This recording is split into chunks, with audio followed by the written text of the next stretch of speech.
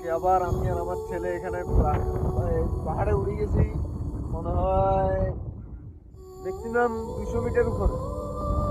আমার ছেলে ওখানে চলে গেছে। আড়া কাটা আছে আড়া। আমার ছেলে নিয়ে আসছি এখানে পাহাড় দেখার জন্য।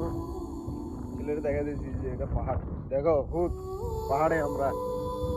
উফ, ভূত, লুক এট দিস। তো গরম, ম্যাক্সিমাম 200 মিটার উপরে, 200 মিটার না